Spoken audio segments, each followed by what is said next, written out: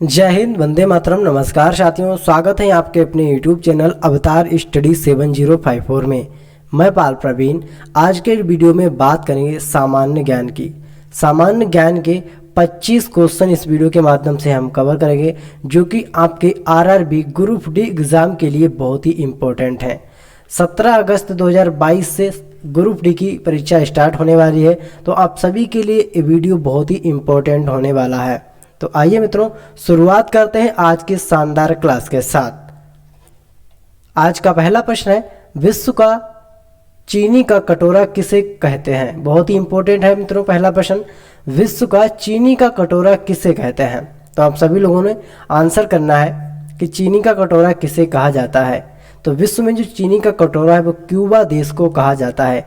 अगर भारत के अंदर बात करते हैं तो भारत के अंदर उत्तर प्रदेश को चीनी का कटोरा कहा जाता है। और देशों में, अगर देशों में बात करते हैं क्यूबा, क्योंकि क्यूबा में सबसे अधिक मात्रा में गन्ना उत्पादन होता है और भारत में यूपी में सबसे अधिक गन्ने का उत्पादन होता है। अपने याद रखना है।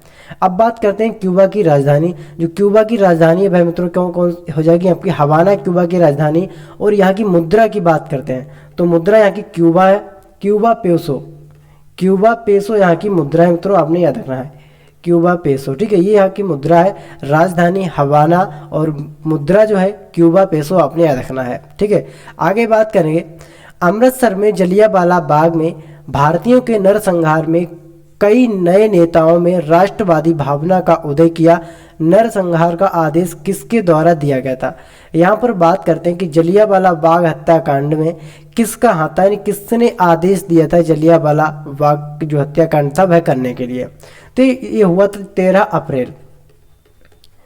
अप्रैल 1919 को एक घटना घटी थी पंजाब के अमृतसर में, अपने याद रखना है। ठीक है, ये डेट आपके एग्जाम में बहुत ही पूछी जाती, तो ये आपको डेट याद रखनी है। ठीक है, और इसमें जो आदेश दिया था, ठीक है, आदेश देने वाला कौन था मित्रों, जनरल डायर। राइट आंसर क्या हो जाएगा यहाँ पर, option number B, general Dyer के द्वारा आदेश दिया गया था 13 अप्रैल 1919 को अमृतसर में, पंजाब के अमृतसर में जलियांवाला बाग में। ठीक है, और क्यों उन्होंने एक घटना की थी, इसको विरोध में एक इन्होंने रोलेट एक्ट लाए थे।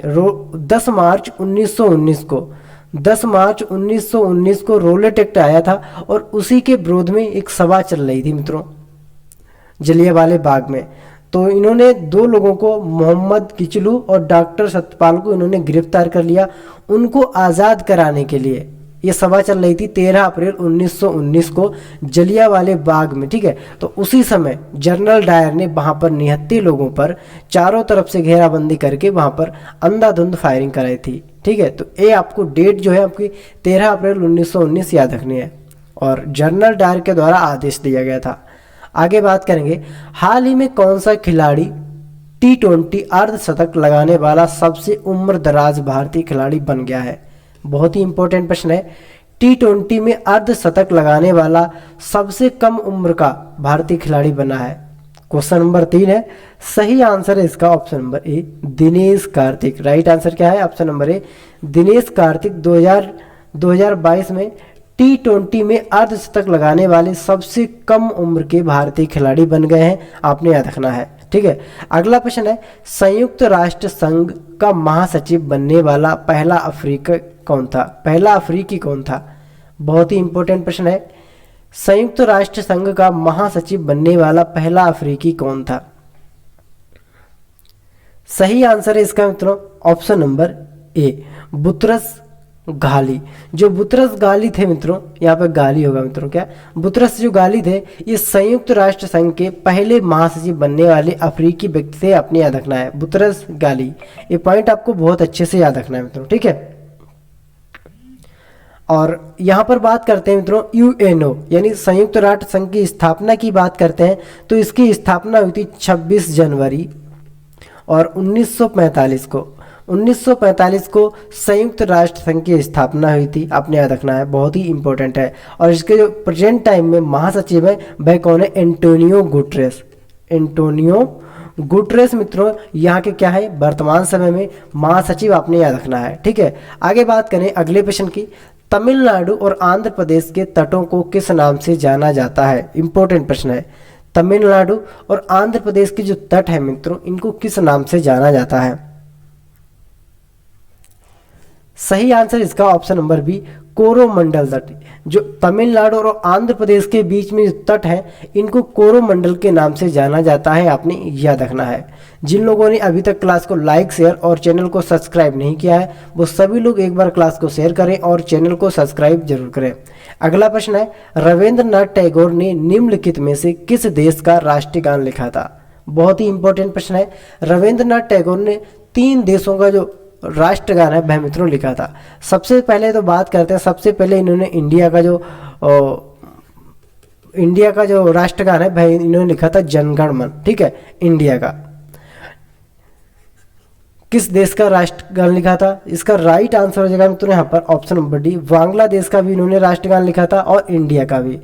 बांग्लादेश का जो इनका राष्ट्रीय गान था वह इनका था मित्रों अमान सोनार बांग्ला। अमान सोनार बांग्ला इन्होंने 1905 में लिखा था, आपने याद रखना है, ठीक है। और इनका जो श्रीलंका का जो राष्ट्रगान है मित्रों, इनकी उसमें छवि मिलती है, आपने याद रखना है। जो श्रीलंका का राष्ट्रगान है इसमें भी उनकी छवि मिलती है, तो आपने याद रखना है। इन्होंने 3 देशों का, भारत, बांग्लादेश और श्रीलंका का इन्होंने राष्ट्रगान लिखा, आपने याद रखना है, ठीक है। अगले प्रश्न की बात करते हैं, विश्व पर्यावरण दिवस कब मनाया जाता है? इंपॉर्टेंट प्रश्न है मित्रों, विश्व पर्यावरण दिवस कब मनाया जाता है? क्वेश्चन नंबर 7 है और सभी लोग सही आंसर देंगे मित्रों, एकदम सही और सटीक आंसर। विश्व पर्यावरण दिवस की बात करते हैं तो ये आपका 5 जून को मनाया जाता है। 5 जून को मित्रों विश्व पर्यावरण दिवस मनाया जाता है, ठीक है। ये पॉइंट आपने बहुत अच्छे से याद रखना है। आगे बात करेंगे, भारतीय संविधान के किस अनुच्छेद के अंतर्गत केंद्र सरकार राज्य सरकारों को निर्देश दे सकती है? बहुत ही इंपॉर्टेंट पॉइंट है। भारतीय संविधान की किस अनुच्छेद यानी किस आर्टिकल के अनुसार केंद्र सरकार राज्य सरकारों को निर्देश दे सकती है? क्वेश्चन नंबर 8 है। सही आंसर जो है इसका मित्रों ऑप्शन नंबर ए। राइट आंसर क्या है? ऑप्शन नंबर ए, अनुच्छेद 256 के तहत। अनुच्छेद जो 256 है मित्रों, इसके तहत केंद्र सरकार राज्य सरकारों को निर्देश दे सकती है, आपने याद रखना है, ठीक है। अनुच्छेद 53 में क्या है? राष्ट्रपति शासन लगाने की अनुमति है इसमें, यानी आपातकाल की घोषणा इसमें की गई है अनुच्छेद 356 में। ये पॉइंट आपने याद रखना है, ठीक है मित्रों। आगे बात करेंगे, 6 क्रिकेट विश्व कप खेलने वाली पहली महिला क्रिकेटर कौन बनी है? बहुत ही इंपॉर्टेंट प्रश्न है। 6 क्रिकेट विश्व कप खेलने वाली पहली महिला क्रिकेटर कौन बनी? यहाँ पे कौन होगा मित्रों? कौन बनी है, ठीक है। सही आंसर इसका क्वेश्चन नंबर 9 का ऑप्शन नंबर डी, मिताली राज। मिताली राज जो खिलाड़ी है मित्रों, ये 6 क्रिकेट विश्व कप खेलने वाली पहली खिलाड़ी बनी है, आपने याद रखना है, मिताली राज। बहुत ही इंपॉर्टेंट प्रश्न है। आगे बात करेंगे, निम्न में से किस वर्ष एमनेस्टी इंटरनेशनल को नोबेल का शांति पुरस्कार प्रदान किया गया? वीडियो के लास्ट में आप सभी से एक क्वेश्चन पूछा है जिसका आंसर आपको कमेंट बॉक्स में देना है, तो सभी लोग वीडियो को जो है पूरा देखिएगा मित्रों। किस वर्ष एमनेस्टी इंटरनेशनल को नोबेल का शांति पुरस्कार प्रदान किया गया? क्वेश्चन नंबर 10 है। सही आंसर इसका ऑप्शन नंबर सी, वर्ष 1977 में। वर्ष 1977 में एमनेस्टी इंटरनेशनल को नोबेल का शांति पुरस्कार दिया गया, आपने याद रखना है, ठीक है। अगले प्रश्न की बात करेंगे, मध्य प्रदेश में खेती की विधि झूम कृषि को भी कहते हैं।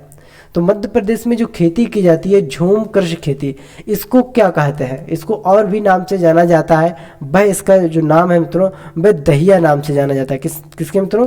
दहिया नाम से भी इसको जाना जाता है। झूम जो कृषि खेती है इसको दहिया नाम से जानते हैं, और कहाँ होती है? मध्य प्रदेश में, आपने याद रखना है, ठीक है। आगे बात करेंगे, भारत में इस्पात का प्रथम कारखाना कहाँ स्थापित किया गया था? बहुत ही इंपॉर्टेंट प्रश्न है, सभी लोग सही आंसर देंगे। भारत में इस्पात का जो प्रथम कारखाना था मित्रों वह कहाँ पर लगाया गया था?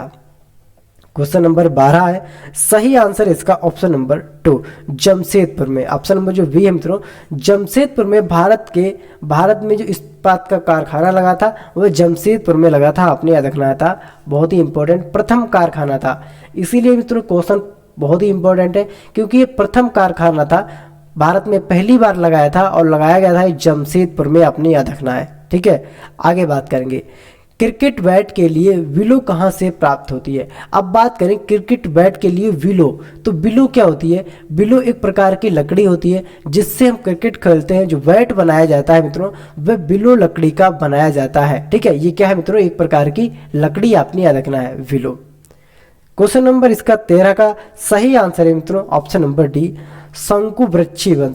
जो शंकुवृक्षी वन होते हैं मित्रों, यहाँ से बिलो लकड़ी प्राप्त होती है और इस बिलो लकड़ी से क्या होता है मित्रों, बैट बनाए जाते हैं। क्या बनाए जाते हैं मित्रों, बैट आपने याद रखना है। आगे बात करेंगे, वर्तमान में नौसेना प्रमुख कौन है। बहुत ही इंपॉर्टेंट प्रश्न है। वर्तमान में अगर बात करते हैं नौसेना प्रमुख की, तो आपने बताना है कि वर्तमान में नौसेना प्रमुख कौन है। ठीक है, क्वेश्चन नंबर 14 है और इसका मित्रों राइट आंसर क्या है, ऑप्शन नंबर ए।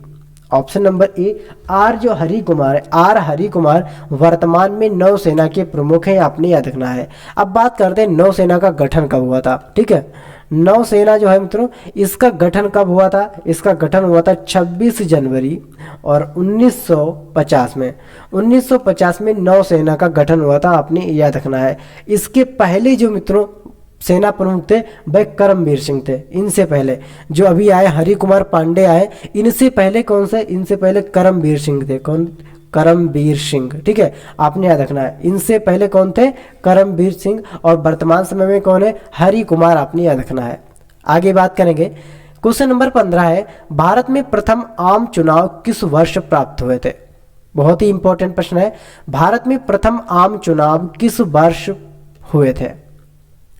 क्वेश्चन नंबर 15 है, बहुत ही इंपॉर्टेंट है। अगर आम चुनाव की बात करते हैं तो ये भारत में मित्रों कब हुए थे। सही आंसर जो है इसका क्वेश्चन नंबर 15 का ऑप्शन नंबर डी, 1952 में। प्रथम जो आम चुनाव हुए थे वे 1952 में हुए थे। आपने पॉइंट बहुत अच्छे से याद रखना है। प्रथम चुनाव है इसीलिए इनका मित्रों याद रखना है। ठीक है, प्रथम चुनाव जब हुआ था इसीलिए इसको क्या रखना है, याद रखना है कि कब हुए थे, 1952 में। ठीक है, आगे बात करेंगे क्वेश्चन नंबर 16 की। निम्नलिखित में से किस ईस्वी सन में भारतीय नागरिकों के मौलिक कर्तव्य संविधान में शामिल किए गए।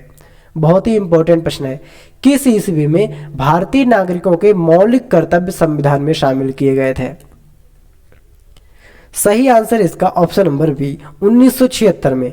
1976 में जो भारतीय लोगों के नागरिक मौलिक कर्तव्य थे इनको संविधान में शामिल किया गया था 1976 में, आपने याद रखना है। आगे बात करेंगे, भारत का पहला फायर पार्क कहाँ स्थापित किया गया। बहुत ही इंपॉर्टेंट प्रश्न है। क्वेश्चन नंबर 17, भारत का पहला फायर पार्क कहाँ स्थापित किया गया है। फायर पार्क की बात करते हैं तो मित्रों ये जो है आपका स्थापित किया गया उड़ीसा में।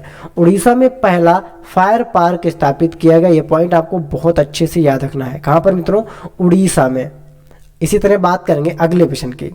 अगला प्रश्न है, वर्षा की बूंदें किसके कारण गोलाकार होती हैं। क्वेश्चन नंबर 18 है, बहुत ही इंपॉर्टेंट है।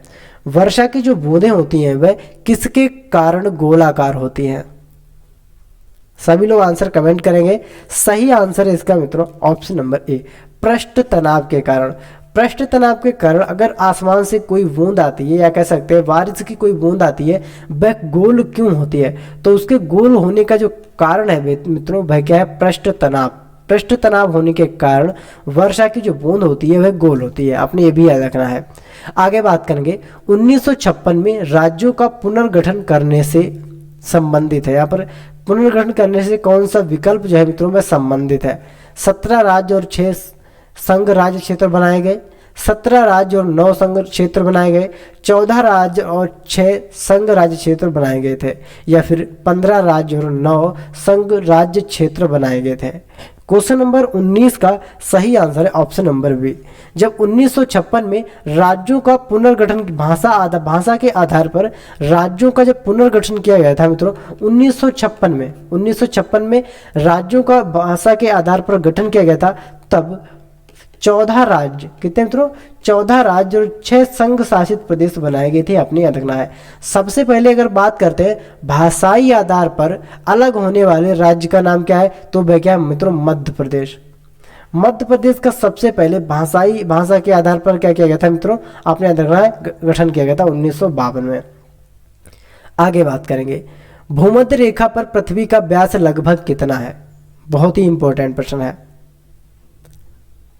सॉरी यहाँ पर मित्रों आंध्र प्रदेश होगा। क्या मित्रों, आंध्र प्रदेश यहाँ पर होगा। ईपी मतलब आंध्र प्रदेश, मध्य प्रदेश नहीं होगा, यहाँ पर क्या होगा, आंध्र प्रदेश। ये पॉइंट आपको याद रखना है। और इसका सबसे पहले भाषा के आधार पर गठन किया गया था 1952 में। ठीक है, ये आपको याद रखना है। भूमध्य रेखा पर पृथ्वी का व्यास लगभग कितना है, बहुत ही इंपॉर्टेंट है। भूमध्य रेखा पर पृथ्वी का लगभग व्यास की बात करते हैं तो वह कितना है, 12,800। 12,800 मित्रों क्या है, भूमध्य रेखा पर पृथ्वी का व्यास आपने याद रखना है। ठीक है, क्वेश्चन नंबर 20 है, बहुत ही इंपॉर्टेंट है। अगला प्रश्न है, भारत में कार्यबल में महिलाओं की भागीदारी कितनी प्रतिशत है। तो बात करते हैं मित्रों कार्यबल की। भारत में जो कार्यबल है इसमें महिलाओं की भागीदारी कितनी है। सही आंसर है इसका मित्रों ऑप्शन नंबर 3, 25%। कितनी मित्रों, 25% कार्यबल में महिलाओं की भागीदारी है, आपने याद रखना है। 25% यानी 25%। ठीक है, आगे बात करेंगे, नागा अर्जुन सागर बांध किस नदी पर आधारित है या किस नदी पर बंधा है। जो नागा अर्जुन सागर बांध है मित्रों वह किस नदी पर आधारित है।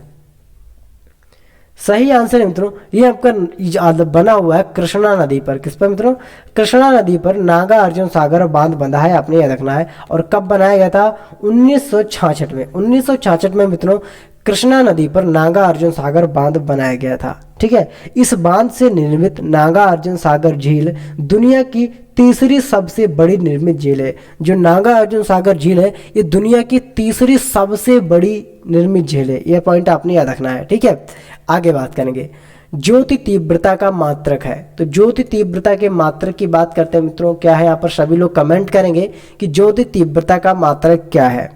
ठीक है, सभी लोग आंसर कमेंट करें। और क्लास को जिन लोगों ने अभी तक शेयर नहीं किया सभी लोग क्लास को भी शेयर करें। बात करते हैं ज्योति तीव्रता की मात्रा की, तो वह हो जाएगा आपका कैंडिला। राइट आंसर है ऑप्शन नंबर बी, कैंडिला ज्योति तीव्रता का मात्रक है। ये पॉइंट बहुत अच्छे से याद रखना है। आगे बात करेंगे, भारत के वर्तमान थल सेना अध्यक्ष कौन है। बहुत ही इंपॉर्टेंट प्रश्न है। थल सेना अध्यक्ष की बात करते हैं तो वह कौन है वर्तमान समय में। क्वेश्चन नंबर 24 है, बहुत ही इंपॉर्टेंट। राइट आंसर है इसका option number A, Manoj Pandey.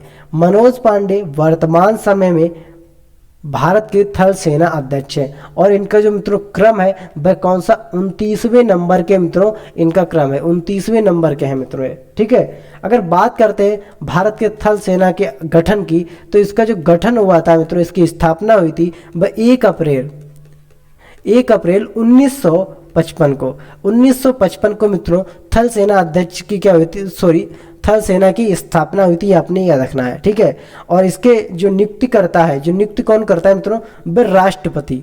राष्ट्रपति के द्वारा क्या की जाती है मित्रों, इसकी नियुक्ति की जाती है। ये पॉइंट आपने बहुत अच्छे से याद रखना है।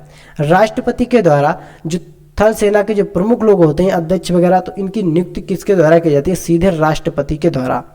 अगला प्रश्न है, रूबल किस देश की मुद्रा है। और इस क्वेश्चन का आंसर आपको कमेंट बॉक्स में बताना है कि जो रूबल है मित्रों, रूबल एक प्रकार की मुद्रा है, ये किस देश की मुद्रा है, आपको ये बताना है कमेंट बॉक्स में। तो आप सभी लोग कमेंट बॉक्स में इसका आंसर करेंगे, हमको आपका इंतजार रहेगा मित्रों। सभी लोग कमेंट जरूर करें और साथ में ये भी बताएं कि आपको हमारी वीडियो कैसी लगी। मिलते हैं अगली वीडियो में, तब तक के लिए जय हिंद, जय भारत।